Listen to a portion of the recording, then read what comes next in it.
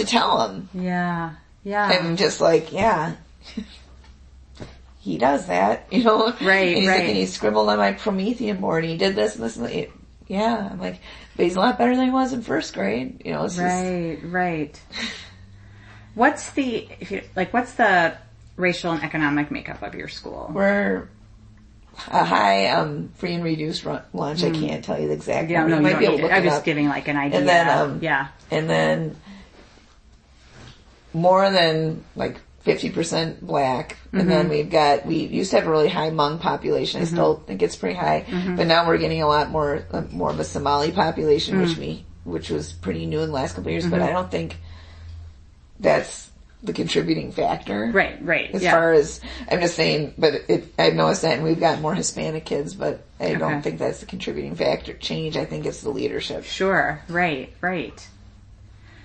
Wow. And do you feel like, so a bunch of people left because they weren't happy with what things were? Well, the administration does, let's just we're going to put this teacher in this grade. They busted up all these teams, reconfigured all the teams, maybe in an effort to get people to leave that they didn't, Okay. And I think that's another moral issue right there, just setting people up for failure. I think my whole team has been set up for failure this year. So really? They scheduled all the specialists, the art, music, gym, and media teachers. We teach from 7:45 a.m. till 12:20, 55-minute classes back to back without no bathroom, lunch or prep. Wow. So how does it feel to work in this environment to you? Oh, I just, I wasn't feeling good 2 days this week. I was pretty sick, and the last couple of years, my blood pressure's gone up. I'm on medication, and I think it's probably because of my job. Yeah. I mean, I'm older, but I'm not that old, I'm just, right. So I'm pretty sure it's because of the job, and just, it feels kind of icky. I just try and focus on the kids. I think, I could leave, I could go somewhere else. I'm like, but I've been there since 1996, and when where you're at and what you're facing, it's almost easier than going into the unknown. Right. But and I try and focus on those little guys who are so positive. And this girl, she wrote a note to the music teacher. He's new too. He's only been teaching 3 years, but he's new to our school this year. And he's getting eaten alive. And she wrote her this note. Oh, don't give up on us. I know you want to teach really fun things, and kids keep talking and interrupting you and talking over you, but don't give up. Keep going, because we want to learn what you want to teach us, So you think about those kids. And I don't want to leave those kids, and have some other poor new teacher go fill in my space where I can at least, get in there and try and kick some butt, and know what I'm doing. Right. So it's like you feel a commitment, to this school that you've been a part of the community for so many, over 20 years. And then also, and feeling like, okay, like I know what I'm doing, like at least in my classroom, I know how to run an art class, and when I'm there, at least the kids are getting something out of their time with me. Yeah. But at the same time, you're part of this school that you feel like it's not right what's happening to kids or teachers. It sounds like that must be really, really hard. I've never, in the last couple of years, teachers are getting hurt, physically assaulted. Yeah. I mean, I was, like I said, I've been sick. I was sick on Monday, but I went in, and I'm just like, man, and I went into the nurse's office, and my blood pressure was up even though I'm on meds, and it's been down for a long time. And she was like, you should go home, but there wasn't a sub or anything, so I stayed. And so I go up to my room, and I start teaching. Within 20 minutes, I get hit with a clipboard from a kid throwing a clipboard. I get punched in the face, and some kid tracked dog poop all over my room within 20 minutes. And I was just why did I stay here? Right. But then, so I called sick the next 2 days, and the kids robbed me blind, so I just ordered child locks for my cabinets cause and I'm sure they can figure them out, but I specifically picked the kind that goes when you open it, so maybe the sub might hear the kid getting into the cabinet. Right. Like a little alarm. Yeah. So when getting punched in the face or hit with a clipboard, is there any consequence for that, or is there any behavior? Neither one of those were purposeful. Okay. Okay. But still, the kid was throwing a clipboard at another kid.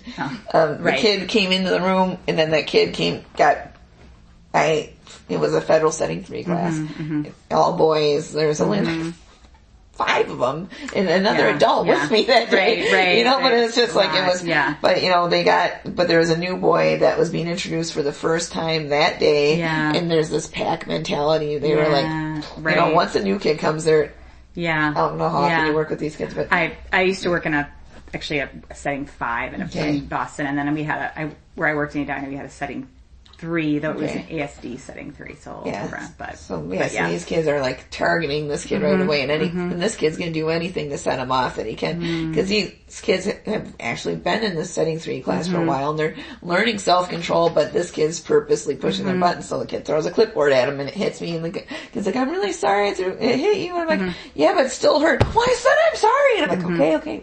And then so we get that other kid out in the hall, and then when the kid has to go to the bathroom, so he comes busting in like this, and then I got punched in the face. So it wasn't like he meant to do it. But still. And I'm like, Davion, ow! And he's like, and the rest of those boys are like, hey, did he punch you? Right. And I was like, no.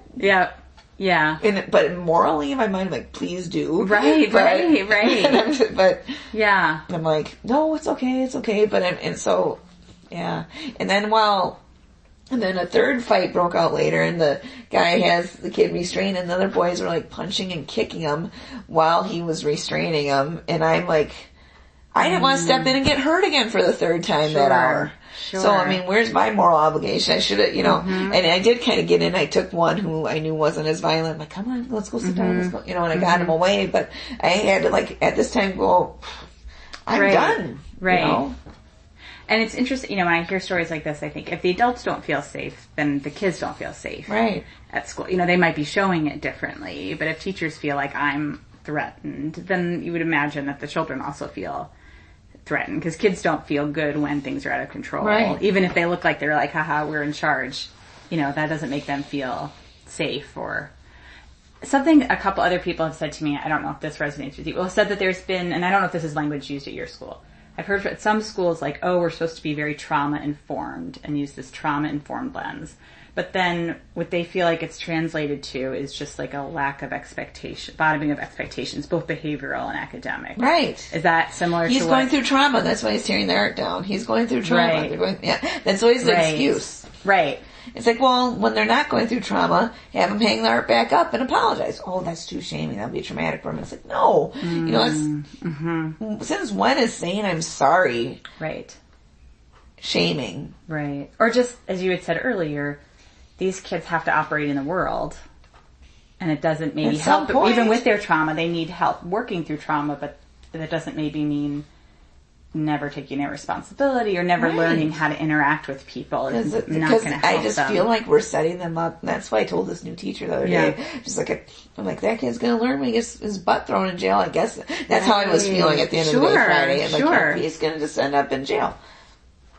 Right. Well, I mean, I think you make a good point that if in school they're not even learning in this safer environment, like that there's a consequence to your actions, then in some ways, you are setting them up that when they're out in the community, they'll engage in things. Some kids, you talk about consequences, they don't know what a consequence is. And I even say, well, I take my son to the store. I said, don't jump in that puddle. He jumped in the puddle. I said, he was at the curb, sitting on the curb. Right.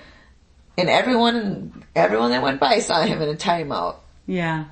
Just because I said, don't do it, and he did it anyway. Yeah. And, and I made the mistake of saying Trader Joe's, and they're like, what's Trader Joe's? Right. And I'm like, oh, God, different culture. Yeah. But I should have said, right outside the dollar store. Yeah. He was sitting on that curb, for everyone to see, but they got distracted by that point because I said where it was. And that was the truth. That's where it was. Yeah. Yeah. And I'm like, because I don't want my son to be like that. I don't want my son to grow up and think it's okay to do those things. And so my instinctually just want to give everyone a consequence, and all I've got sometimes is, okay, you 10 kids are doing a great job, and I'm giving them candy, and as a consequence, those kids aren't getting it. Or we have we earn a choice day, we do certain things, like I have a list of 10 things that they need to do every class period, like use academic language, use kind words, and learn from mistakes, clean up properly, use materials properly. If they get 10, they get their pause, they earn 50 pause, they get a choice day. And if you weren't part of that community that helped us earn that, why should you get this? Right. So that's kind